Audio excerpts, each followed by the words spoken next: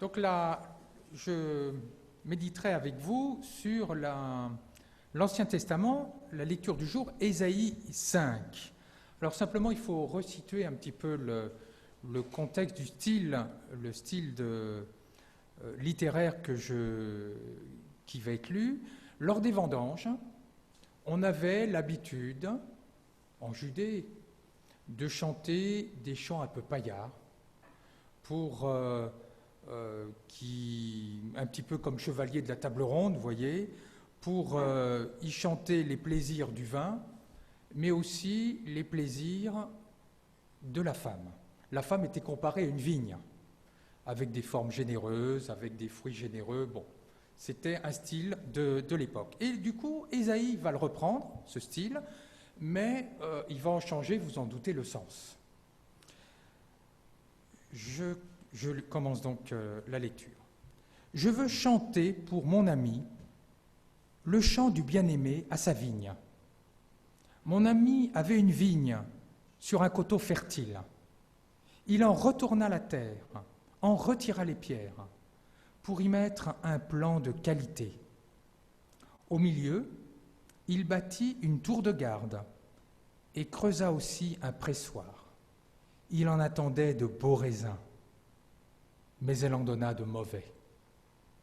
Et maintenant, habitants de Jérusalem, hommes de Juda, soyez donc juges entre moi et ma vigne. Pouvais-je faire pour ma vigne plus que je n'ai fait? J'attendais de beaux raisins. Pourquoi a-t-elle donné de mauvais raisins?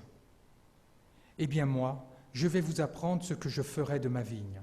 Enlever sa clôture pour qu'elle soit dévorée par les animaux, ouvrir une brèche dans son mur pour qu'elle soit piétinée. J'en ferai une pente désolée. Elle ne sera ni taillée ni sarclée. Il y poussera des épines et des ronces. J'interdirai aux nuages d'y faire tomber la pluie. La vigne du Seigneur de l'univers, c'est la maison d'Israël. Le plan qu'il chérissait, ce sont les hommes et les femmes de Juda. Il en attendait le droit, et voici le crime. Il en attendait la justice, et voici les cris. Malheureux, vous qui ajoutez maison à maison, qui joignez champ à champ, jusqu'à occuper toute la place et habiter seuls au milieu du pays. Malheureux ceux qui, dès le matin, courent après la boisson forte et que le vin échauffe encore tard dans la soirée. Malheureux ces gens qui déclarent bien ce qui est mal et mal ce qui est bien.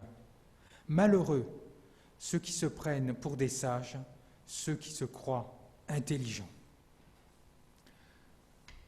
Alors mes chers amis, cette lecture demande d'abord quelques explications pour la resituer dans le contexte et après voir en quoi elle nous parle, pour nous, de notre vie spirituelle et de notre relation avec Dieu. Tout d'abord la parabole. Il y a un maître, un vigneron. Il fait beaucoup. Il n'arrête pas d'agir.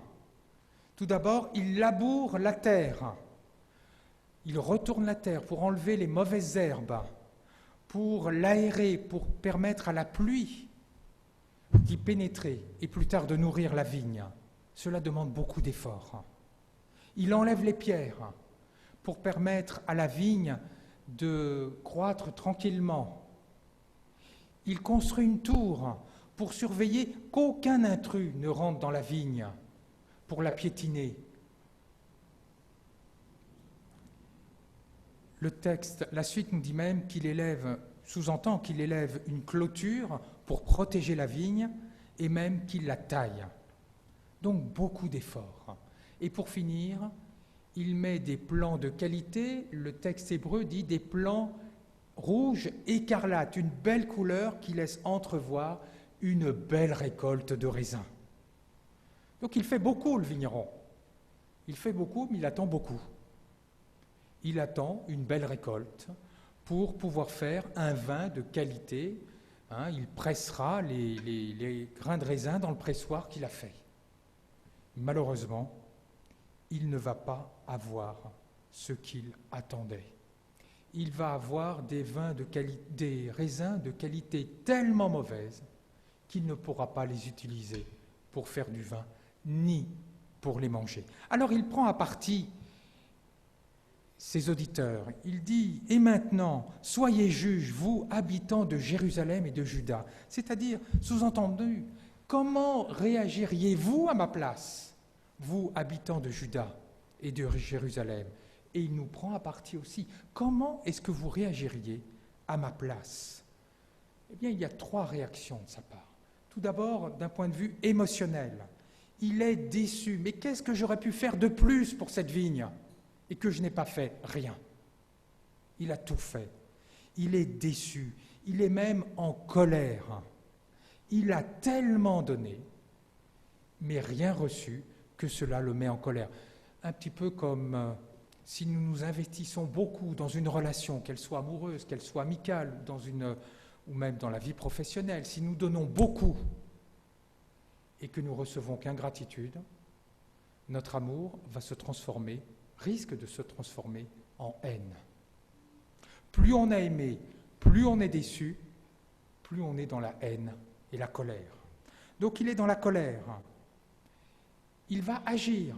Non seulement il ne va plus prodiguer de soins pour la vigne, mais il va même accélérer sa destruction en y perçant la clôture pour que les bêtes sauvages puissent la détruire. Il agit contre sa vigne. Et dernière chose, il interdit à la pluie de tomber sur cette vigne pour l'arroser. Déjà, ça doit nous mettre à la puce à l'oreille. Qui peut interdire à la pluie de tomber, si ce n'est Dieu? Et là, du coup, vu qu'il a interpellé les auditeurs, qu'il leur dit « Mais, habitants de Jérusalem, qu'est-ce que vous auriez fait à ma place ?» Ils ne peuvent dire « Mais oui, tu as bien raison de détruire cette vigne qui t'a tellement déçu. » Alors, quel est le sens de cette parabole, de ce vigneron qui a beaucoup donné et qui est beaucoup déçu et qui se met en colère? Il nous donne la clé en disant « Cette vigne, ce sont les habitants de Jérusalem, ce sont les habitants d'Israël, ce sont les habitants de Juda, à qui j'ai tant donné. Je les ai libérés de l'esclavage. » C'est ça qu'il sous-entend. Je leur ai donné une terre fertile. Je leur ai donné des institutions solides, avec une monarchie solide, avec un temple. Je leur ai donné ma parole avec la Torah, avec des commandements pour qu'ils puissent vivre en harmonie. Qu'est-ce que je pouvais donner de plus? Rien. Mais du coup, j'en attendais des fruits de justice, et j'ai eu l'oppression, des fruits de droit, et j'ai eu les cris des malheureux qui sont exploités. Et il faut comprendre le texte hébreu où Ésaïe joue sur les mots. Il attendait la justice, mishpat en hébreu. Il en a recueilli l'oppression, mishpa. Il en attendait le droit, tzedeka. Il a entendu des cris, tzedeka. Vous voyez, Dieu a récolté ce qu'il attendait à une lettre près, mais qui dit exactement l'inverse de ce qu'il attendait. Alors, dans le texte, il va détailler en quoi il est déçu. Il parle de celles et ceux qui accumulent des maisons, des propriétés, qui vont à la course effrénée à la propriété, contre le dos des plus faibles, sur le dos des plus faibles. Et voyez combien cela est tellement actuel dans notre société, surtout dans le domaine économique. Il s'en prend à ceux qui s'enivrent de vin matin et soir, c'est-à-dire celles et ceux qui s'enivrent en oubliant la vie spirituelle. Et enfin, il s'en prend à celles et ceux qui se prennent pour sages, on pourrait dire ceux qui se prennent pour des experts, qui ne le sont pas, et qui délivrent des mauvais conseils. Alors, 2 remarques de mise au point. Ésaïe, Dieu, ne condamne pas le plaisir. Il ne condamne pas la propriété. Il condamne simplement l'excès dans le plaisir, qui peut faire oublier la recherche spirituelle. Il condamne l'excès de richesse, quand cela entrave les plus faibles. Et deuxième remarque, il ne parle pas de punition, c'est une manière de parler. Quelques chapitres plus loin, il va dire que de toute façon, cette vigne, il va en prendre soin, quoi qu'il arrive. Simplement, c'est une mise en garde contre on pourrait dire, des attitudes qui sont condamnables. Alors on va dire, très bien, il met en cause Israël, il met en cause Juda, il ne nous remet pas en cause. Bien sûr que si. Il nous interpelle aussi. Nous, Église, qui formons l'Église, Église à laquelle il a tout donné. Il a tout donné à l'Église. Il a donné son Fils, qui a été pour nous un exemple de vertu, qui nous a donné un enseignement incomparable. Il nous a donné sa parole, qui est reflétée dans la Bible.